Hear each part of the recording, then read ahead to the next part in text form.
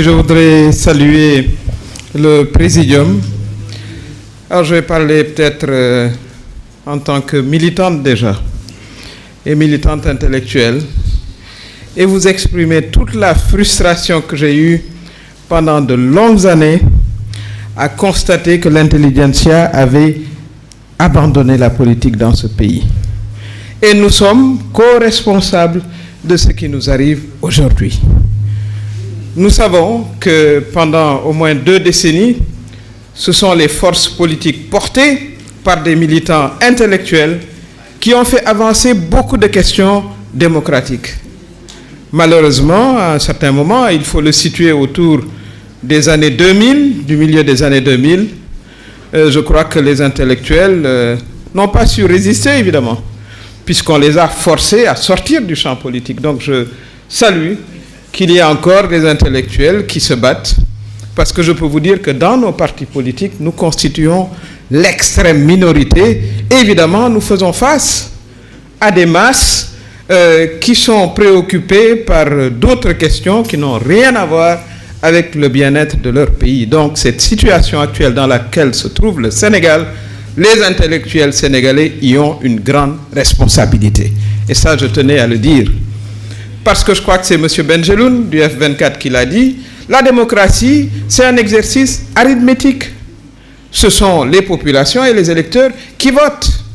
Eh bien, si vous n'êtes pas sur le terrain, c'est les partis politiques, ils ont vocation à collecter les suffrages des citoyens. Mais si vous n'êtes pas là pour défendre les idées qui permettent à notre pays d'être dans tout ce que nous déplorons, la bonne gouvernance, l'ancrage démocratique, le respect des droits des femmes, des hommes, etc., des jeunes, eh bien, ce discours, il est porté par une extrême minorité qui se bat comme Don Quichotte, voilà, et les moulins. Et ça, moi, je l'ai vécu. J'aurais aimé qu'il y ait beaucoup plus d'intellectuels engagés, comme par le passé, et j'espère que ça va être certainement le début aussi d'une nouvelle, disons, génération d'intellectuels qui comprendront que le combat politique, il est nécessaire pour transformer la société dans laquelle nous vivons. Donc ça, je tenais à le dire parce que c'est une extrême frustration et c'est lié également quelque part à, je dirais, le vieillissement certainement de mes anciens camarades de la gauche qui s'est un peu caviardisé. Alors, pour ce qui concerne les conclusions des assises et de la CNRI, je suis une bonne observatrice pour avoir été partie prenante et avoir observé le cheminement. Je peux vous dire qu'en politique, et lorsqu'on arrive au pouvoir, l'enfer est pavé d'excellentes intentions. Lorsque vous arrivez, il y a la ferveur, il y a l'enthousiasme, on veut transformer les choses, on veut que le pays aille mieux, mais vous faites face aussi à, comme je l'ai dit, je crois que ça a été dit tout à l'heure, ceux qui vous ont porté au pouvoir, dans notre culture qui est une culture quand même de partage de privilèges, de teranga, si vous n'êtes pas fort et si vous ne résistez pas, avec un groupe qui veut que vous résistiez, là, je parle des intellectuels engagés, mais vous avez tendance à faire ce qui est le plus facile, c'est vous laisser aller avec la masse des courtisans, des turiféraires et aussi maintenant malheureusement des insulteurs. Et voilà, votre seule préoccupation devient de collecter des suffrages avec des privilèges à donner, avec de l'argent à donner, jusqu'à ce que vous arriviez à la fin de votre bail. Et si d'aventure l'idée vous vient de vouloir faire un 3e mandat, ben vous vous trouvez dans la situation dans laquelle le président Macky Sall s'est trouvé. Comment faire pour éviter, encore une fois, de retomber dans la même désespérance? Désespérance après la première alternance de 2000, désespérance en 2023. Et je crois que la question, elle est fondamentalement là. Et pour moi, ce qu'il nous faut définitivement régler, c'est la question de l'hyper-présidentialisme dans ce pays. Le président, est un représentant de Dieu sur terre. Il a tous les pouvoirs. Commandant en chef des armées, président du Conseil supérieur de la magistrature, ordonnateur principal des dépenses, Jean nomme. Et voilà. Il n'y a pas de contre-pouvoir. Je crois qu'aujourd'hui, notre tâche, la tâche des assises révisées, la CNRI, c'est fondamentalement vers quel type de gouvernance nous allons, qui contiendrait significativement les pouvoirs du président de la République. En tant que candidate, moi je fais des suggestions très très claires, à commencer par le Conseil supérieur de la magistrature. Je partage ce qui a été proposé par la CNRI, mais je crois qu'il faut aller plus loin.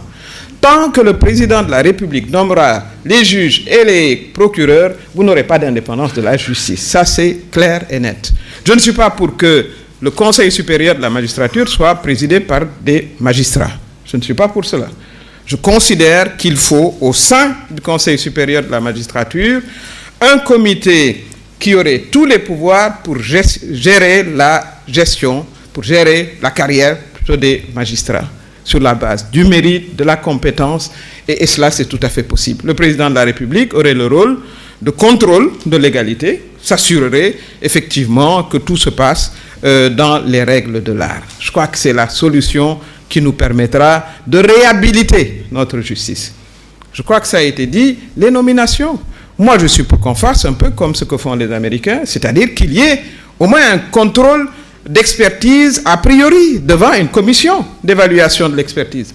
Autrement, vous avez des ministres dont on discute le bac, il a le bac, il n'a pas le bac, on a entendu ça.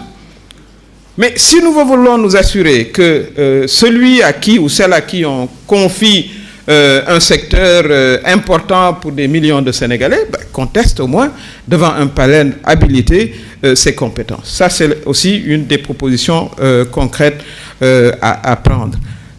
La question de la gestion du budget. Je considère qu'il va falloir qu'on ait une autre réorientation du budget. Je l'ai dit, le président est l'ordonnateur principal des dépenses, en passant par sa majorité. Mais aujourd'hui, il nous faut aller vers une budgétisation selon le genre. Combien, dans un budget de la nation, les femmes ont lorsqu'elles représentent la moitié des Sénégalais? Faites l'évaluation. Combien les jeunes, ils ont? Je crois que si on parle de démocratie, c'est également un partage, le partage équitable des ressources de la nation. Je crois que si je pourrais m'arrêter là, il y a d'autres propositions à faire.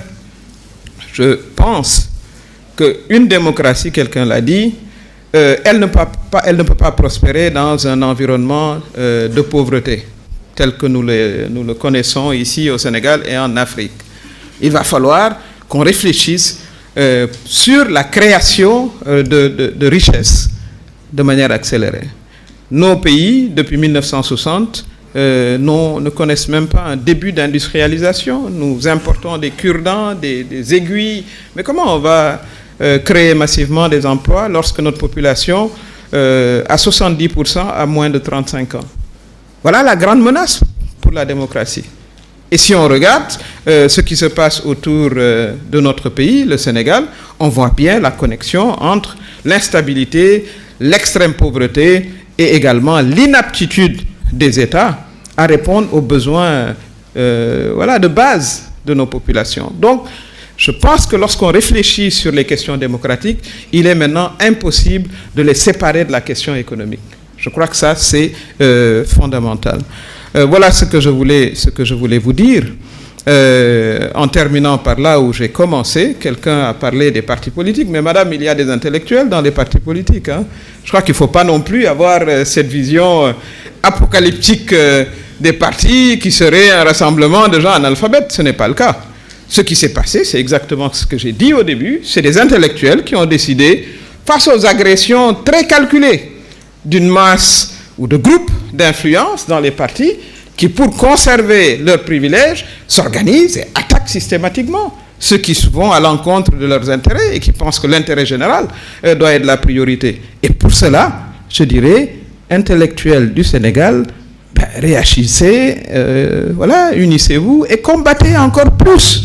Je crois que c'est important que l'on puisse, en direction des élections à venir, vous voir sur le terrain, vous entendre et proposer aux Sénégalais des thèmes de campagne et contribuer au choix informé des électeurs. Je crois qu'à cette étape-ci, ce serait une contribution importante et je voudrais vraiment saluer ce renouveau des assises et vous dire vraiment tous nos encouragements et en espérant qu'on se retrouvera sur le terrain du Sénégal, chacun voilà, dans le rôle et dans la tâche qui sera la sienne. Merci beaucoup.